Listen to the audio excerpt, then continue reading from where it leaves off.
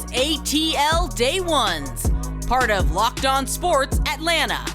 And it starts now.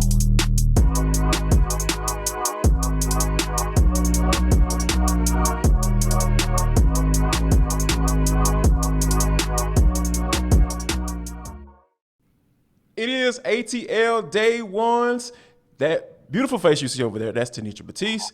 And my ugly mug, I am Jarvis. Jarvis Davis. We want to welcome you into ATL Day Ones. We are here. We are live today. It is a Wednesday. It is a hump day, T. I don't know about you, but it is truly a beautiful day. And we're dealing with some good weather around here. Yeah.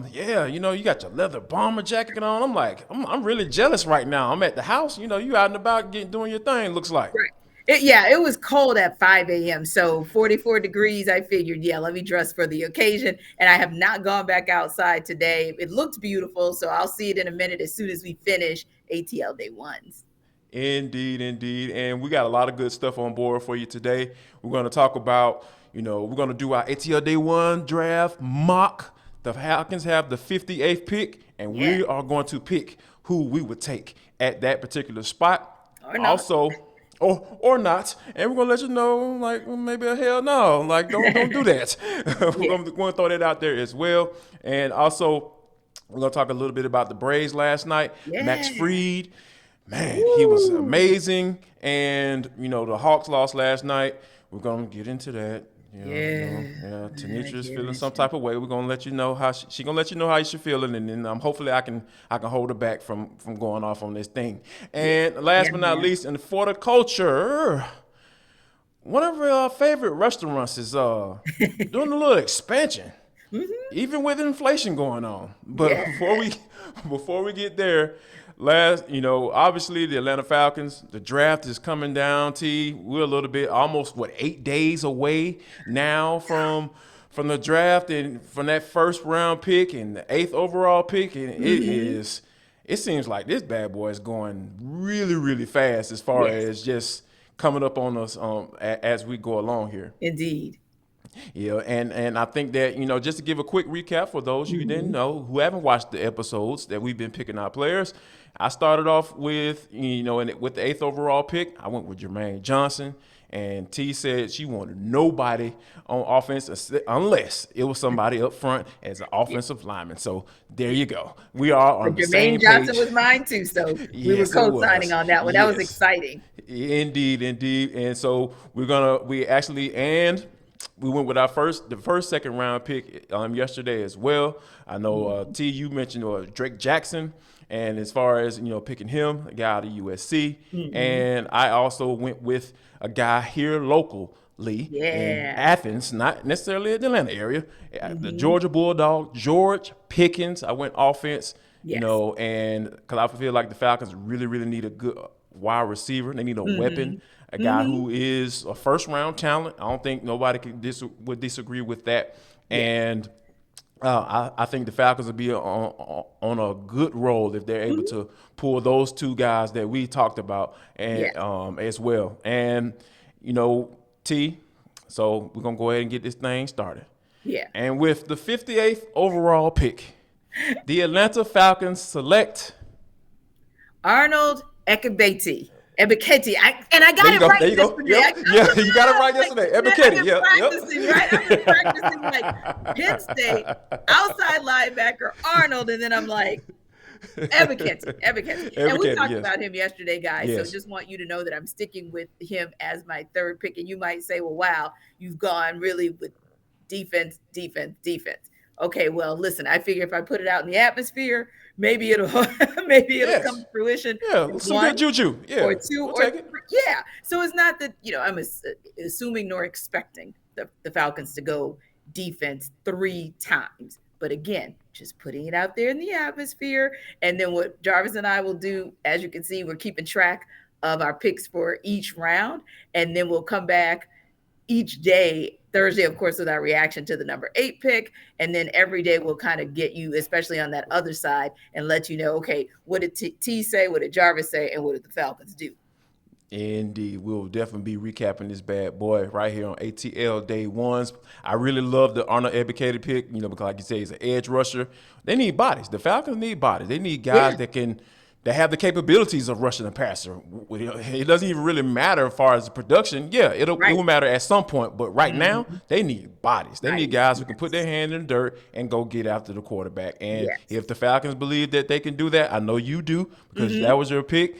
That's exactly what they need to do. I don't mind doubling down on edge rushers at all. So, but I'm gonna go in a little bit of a different direction. I'm gonna go interior defensive line, right? Okay. I'm gonna go with the senior, Travis Jones out of UConn. Oh, this is a guy who was 6'4", about 325, dang near the same size I was. Man, golly, why I ain't make it to the league? But this guy is a cock strong. Just he has two gapping capabilities. I know, not too many teams in the NFL run that type of scheme nowadays. When you think about it, specifically DNPs, but he runs a multiple defense, and there are going to be times you're going to be asked to do those type of things. And I think Travis Jones is more than capable of doing that because, watching him in one-on-ones down at the Senior Bowl, you just look at him and it's like, this dude was literally bending people's backs in pass rush situations. I was just like, oh my God, this dude is super strong. So I think he's a guy that his draft stock went up because he was playing and not necessarily because of his numbers at a combine. And those are the guys I like to follow along with. So I'm all on the Travis Jones train, that is 6'4", 325 out of UConn. So at the number 58 pick, Falcons, go ahead and get that interior right, man. Because at the end of the day, T, do we really know if Great is going to be around at any time? Because he wasn't around at voluntary workouts. I know it's voluntary, but he wasn't there. Right, but it's one of those things where somebody asked me today, big deal, small deal, or no deal, that Grady Jarrett was not there. And I said, not a big deal, but not a small deal. It's a deal. It's a deal. Right. It's something for us to just be mindful of him and just kind of watch out for. So I do like your pick of the interior lineman in case we need to start stacking the deck there. No doubt about it. No doubt about it. Speaking of stacking the deck, Max Fried was stacking like nobody get on base innings last night.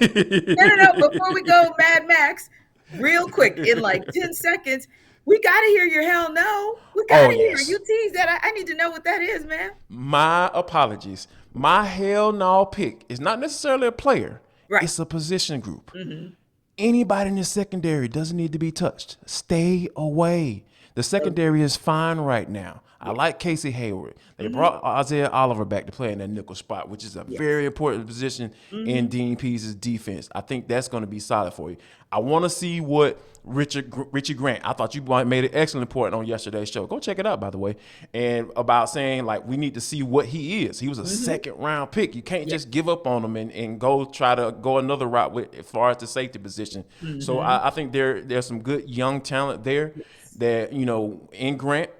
And I think you need to, see what you have in there and don't mess around with that. Let him kind of grow and develop because you believe him enough to go in the second round. So Falcons, stay away. Hell no. I'm screaming hell no if you all pick the secondary with that 58th overall pick. So that's my hell no pick. It's a position group. Stay away. And I'd have to say hell no for me would be special teams. And you might say, well, where does that come from? Believe it or not, I heard a conversation today. I was ear hustling and heard some folks talking about special teams and actually trying to make the case for why the Falcons should go in that direction for a backup kicker or even a punter, because we don't kind of know where they stand with their punter situation. Okay, newsflash, whether it is or is not Thomas Morstead or whether it's somebody else, because, of course, they picked up Dustin Colquitt for a moment as well.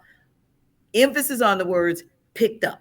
So they can really just pick up any punter. But, when I heard that conversation, I was like, oh, that's my hell no, as far-fetched as it might sound. But if you think that that's where they need to go, we might have bigger problems to talk about with you. Yeah, we'll have some huge problems to talk about. But I think the one thing that, we really are going to talk about is that I'm really excited about Max Fried last night. Mad Max. He was perfect for 5 innings. Didn't even allow a base runner.